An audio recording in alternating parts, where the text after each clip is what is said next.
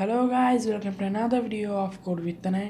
তো গত ভিডিওটা অর্থাৎ পাইথন লার্নিং এপিসোড 3 এর কন্টেন্ট ছিল ভেরিয়েবলস, এবং আশা করি আপনারা বুঝে গেছেন, এবং যদি না বুঝে থাকেন তাহলে আমার চ্যানেলে গিয়ে দ্রুত দেখে নিন। এবং ভেরিয়েবলস টপিকটা সম্পূর্ণ না বুঝে প্লিজ এই ভিডিওটি দেখবেন না, অর্থাৎ পাইথন লার্নিং এপিসোড 4 এর টপিকটা শুরু করবেন না, কারণ আমি মনে করি একটা টপিক শেষ না করেই, অর্থাৎ একটা টপিক পুরোপুরিভাবে ক্লিয়ার না করেই অন্য টপিকে যাওয়া উচিত নয়। তো প্লিজ ভ্যারিয়েবলটা বুঝে না থাকলে আমার চ্যানেলে গিয়ে দেখে তারপর এই ভিডিওটি শুরু করুন। তো যাই হোক, আজকের কথা মতো আজকের ভিডিওটি হবে বেসিক নামেরিক্যাল অপারেশনস নিয়ে। তো আজকের ভিডিওটি হচ্ছে পাইথন লার্নিং এপিসোড 4। সো চলুন শুরু করা যাক।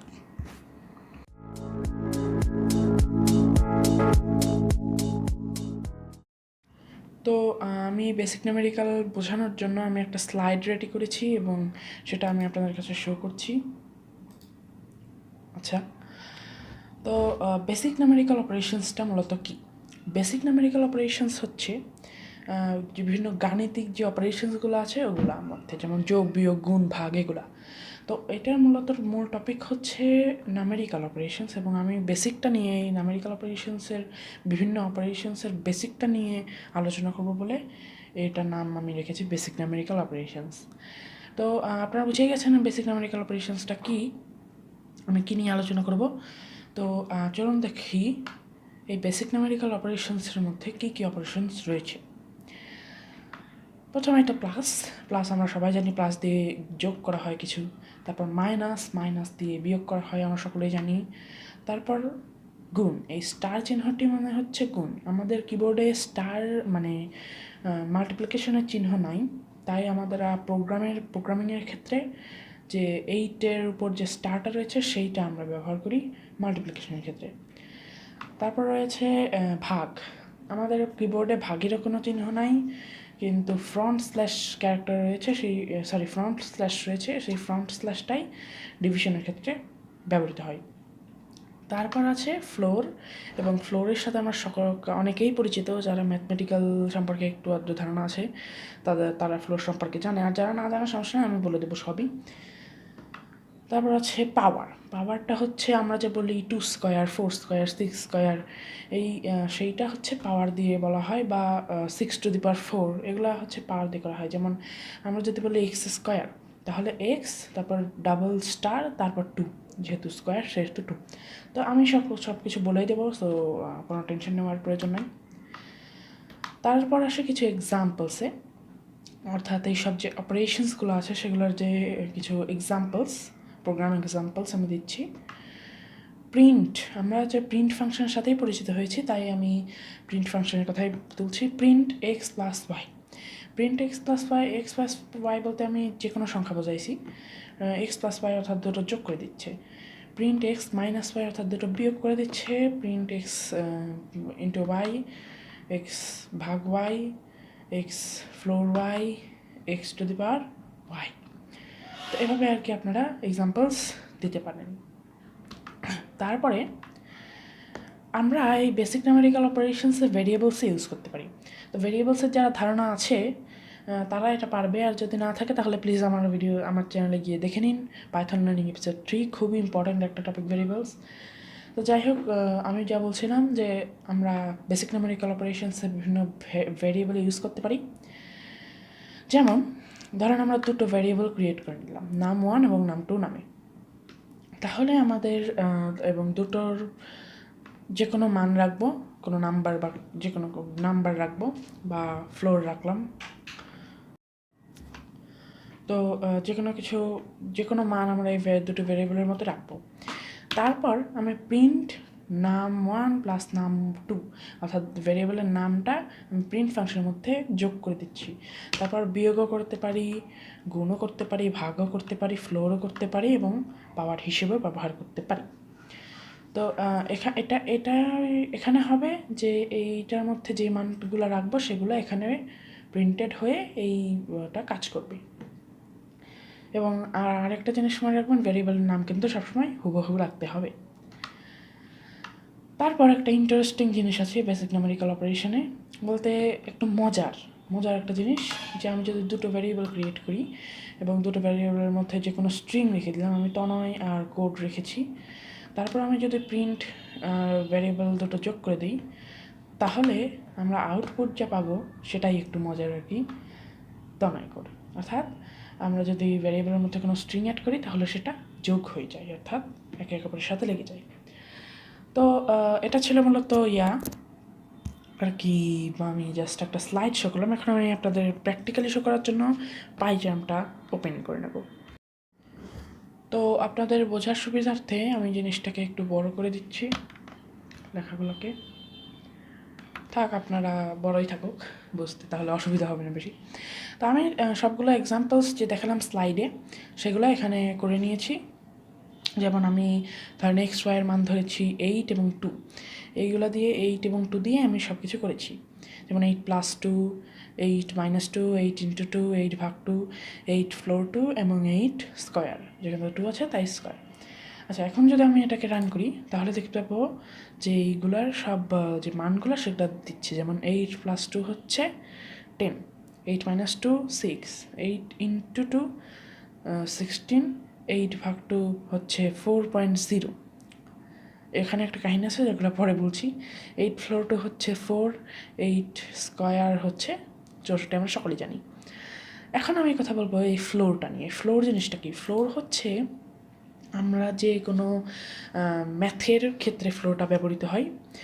এই যে ধরেন এই দশমিক সংখ্যাটা, যেমন এখানে আমরা 8 ভাগ 2 আমরা 4 এটুকু জানি।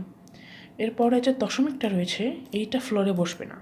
ফ্লোর মূলত এভাবে কাজ করে যে একটা সংখ্যার নিচে সর্বোচ্চ স্বাভাবিক সংখ্যা, অর্থাৎ কোনো দশমিক থাকবে না। স্বাভাবিক সংখ্যার মানে আমরা সকলেই জানি যে কোনো দশমিক থাকবে না। তো 8.0 এইটার নিচে সর্বোচ্চ স্বাভাবিক সংখ্যা কোনটা? এই দশমিকটা বাদ দিলেই আমরা পেয়ে যাচ্ছি 4। তাহলে এটা ফ্লোর হবে 4। আশা করি আপনারা বুঝেছেন, আর যদি না বুঝে থাকেন প্লিজ কমেন্ট করুন, আমি ওখানে বিস্তারিতভাবে বুঝিয়ে দেবো। তারপর আমরা সকলেই জানি যে পাওয়ার হচ্ছে 8 স্কোয়ার, এখানে 64 বসবে। এখন যদি আমি 8 কিউব ধরতাম তাহলে জিনিসটা কিন্তু এইভাবেই কাজ করত। আচ্ছা, এখন আমি সেকেন্ড স্লাইডের ব্যাপারে আসি। তো আমরা দুটো ভ্যারিয়েবল ক্রিয়েট করে নেব, num1 অ্যান্ড num2 নাম। যেহেতু আমরা জানি যে নাম্বার ভ্যারিয়েবলের ক্ষেত্রে নাম্বার আমরা আগে দিতে পারবো না, তাই আমরা এই নাম্বারটা পরে দেবো।